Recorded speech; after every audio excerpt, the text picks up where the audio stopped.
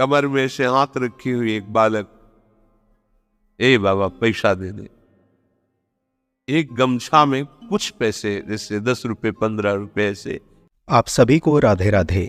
आप वीडियो के इस भाग को स्किप करके भी श्री गुरु का प्रवचन सुन सकते हैं। आज के इस प्रवचन में श्री गुरु ने अपना अनुभव बताया है कि कैसे उन्हें वृंदावन में श्री कृष्ण के दर्शन हुए और किस तरह कोई भी नाम जप करने वाला व्यक्ति श्री कृष्ण के दर्शन कर सकता है, और वृंदावन की शक्ति और इसकी महिमा को भी श्री गुरु के द्वारा इस प्रवचन में बताया गया है। तो आप सभी जरूर सुने श्री गुरु के इस मधुर अनुभव को और इसका आनंद लें। राधे राधे। सो सुख सपने हूं नहीं पावत, जे जन है बैकुंठ निवासी, जो सुख लेत सदा ब्रजवासी। या घर घर होए रहे खिलौना, जगत कहत जाको अविनाशी। 5 बजे का सुबह का समय होगा। आगे आगे पूज्य सदगुरुदेव भगवान दंडवती परिक्रमा में गिरिराज जी पीछे पीछे उनकी चरण रज में लुटते हुए चल रहे। थोड़ा अंतराय भी। कमर में से हाथ रखी हुई एक बालक, ए बाबा पैसा दे दे। एक गमछा में कुछ पैसे, जैसे 10 रुपए 15 रुपए ऐसे, क्योंकि श्री जी थी गुरु जी की, तो कुछ अमनिया लेके भोग लगा के और ऐसे भिक्षावृत्ति से रोटी मांग के उधर पोषण होता। पर लाडली जी जैसे 2 केले खरीद लिए, भोग लगा दिया, मंगला का भोग लगा दिया, राजभोग का, इसलिए 10-15 रुपए ऐसे कमर में बांधे और ऊपर सब ऐसे मार्किन और दंड दे बाबा पैसे दे दे। तो हमें लगा ब्रजवासी बालक आसपास कहीं गांव होगा। अरे हम कहा हटो बच्चा, बाबा जी हमारे पास झूठ बोले, बाबा जी पैसा है।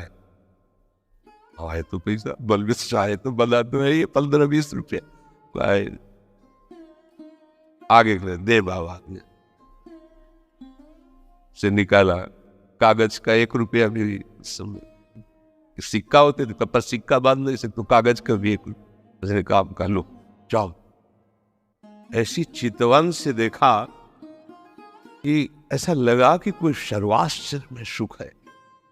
बुद्धि काम नहीं कर रही थी ऐसा। वो आगे बड़े रहा नहीं गया। वो महाराज जी यहाँ कोई पास में गांव है नजदीक क्या, ले यहाँ नहीं, थोड़ा 2 किलोमीटर के लगभग आगे है जतीपुरा, या तो कोई बालक अभी एक वो बार बार कह रहे थे 1 रुपया, बालक थोड़ी है यहाँ श्री कृष्ण।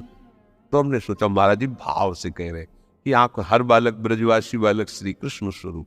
जब वृंदावन आए तो भक्ति दीप महाराज बड़े भजनानंदी वो बैठे हुए थे छतुरी के नीचे किसी घाट के इधर ही।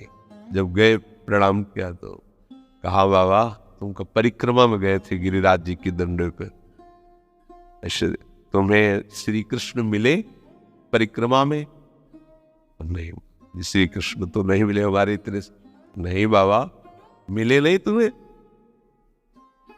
हाँ जी, ऐसे तो हमें नहीं दिखाई दी कि मुरली में जा रहे हुए थे ललित त्रिभंगी खड़े। नहीं बाबा नहीं मिले। वो महाराज जी, वो एक बालक, हमने महाराज जी से बोले वो श्री कृष्ण, ये बड़े छलिया है, हम समझते हैं स्त्री है, हम समझते हैं पशु है, हम समझते हैं बालक है। नहीं, वो बड़े लीला बिहारी है, रोज अपने सबसे मिलते हैं और मुस्कुरा करके जाते हैं कि तू ये मत समझ कि मैं तुझे देख ले रहा, मैं तेरे साथ खेल रहा हूं। जो सुख लेत सदा ब्रजवासी। बात पूज्य श्री सदगुरुदेव, बड़े अद्भुत चमत्कार गुरुदेव भगवान की कृपा से उनके समीप। वो तो सोई जाने जे देव जनाई। लाडली जी के दर्शन करके महल से निकल रहे थे, पीछे से कहा ऐसे, वो राधा बाग है, उसके आगे वो देखो ललिता जू का गांव है, ऊंचा गांव, ऐसे दिखा बज्जी महाराज। इतनी इतनी 2 सुंदर गोरी गोरी लाली आई। महाराज जी का अचला पकड़ के, ए बाबा फूल दे दे। हमारी दृष्टि बड़ी सुंदर लाली। तो हमें लगा कि महाराज जी पूर्व में राधा बाग में यहाँ बरसाने में काफी समय तक रहे, तो किसी गोस्वामी परिकर की लाली होगी, महाराज जी को जानती होगी। अब महाराज जी के तो आंसू चले एकदम, हमारी तो समझ में ही नहीं आया। थोड़ी देर में वो लाली से भीड़ के साथ चली गई। महाराज जी लड़खड़ाते हुए ऐसे, बहुत मस्ती। और जे ही राधा बाग की तरफ एकांत हो जाता है, रोते हुए कहे कि भिक्षावृत्ति से इधर तो मुझे किंचन के पास आपको देने के लिए क्या। और ऐसे फक तो फिर एकदम लगा कि वो महाराज जी ये किसी गोस्वामी की लाली नहीं थी। बोले नहीं, श्री जी और ललिता जी महाराज जी का श्री जी और यहाँ तो चलते फिरते जो भगवत साक्षात्कार बड़े बड़े ऋषि मुनि, ये उनका घर है, वो कभी भी टहलते मिल जाएंगे दोनों गलबैया दिए। बस हमारी गलती क्या हो रही, हम धाम के आशिक नहीं हो रहे भैया। और देश के बसत ही अधिक भजन जो हुए, ये सम तो पूजत नहीं वृंदावन रहे सोए। अब कैसे कैसे, ये कोई कहानी थोड़ी है, ये कोई ऐसे थोड़ी कि वृंदावन की जय बोलने के लिए महापुरुषों ने बढ़ा चढ़ा, ऐसा नहीं है, अक्षरशः सत्य है। ये वृंदावन सच्चिदानंद घन है, ये सिद्ध भूमि है, ये प्रेम भूमि है। आपको केवल अनुभव इसलिए नहीं हो रहा कि आप यहाँ की रहनी से नहीं रह पा रहे। अगर हम लोग रहनी से रहे, यहाँ साधना नहीं करनी, प्यारे जो ऐसे गलबैया देकर मिल जाते, उनका घर है, वृंदावन मिल गया मतलब प्यारे जो मिल गए। कोई साधन की सामर्थ्य नहीं कि लाड़िलों के समीपता स्वीकार कर पावे कोई। ये खुद इतने दयालु कृपालु है कि आपके गले पड़ जाएंगे आके, आपके साथ खेलेंगे आके।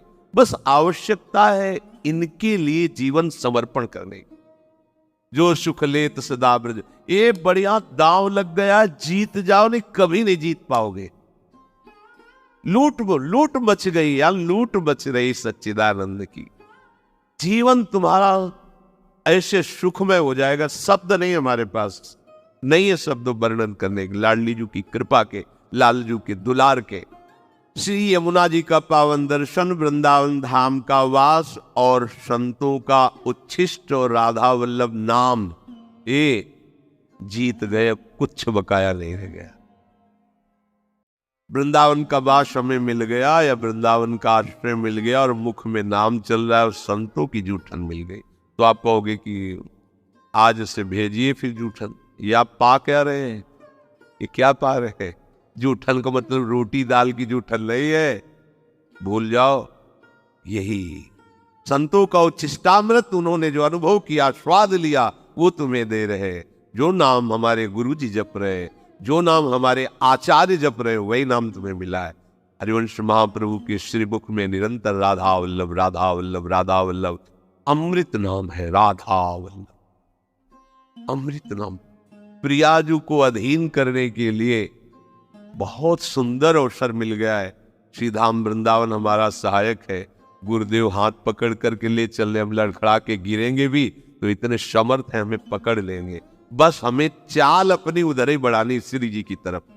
देखो, इसमें आपको एक विशेष सावधानी रखनी। परमार्थ में आपके सामने भय या प्रलोभन दो उपस्थित होंगे। आप माना भयभीत हो गए, लेकिन बढ़ना प्रियाजू की तरफ ही।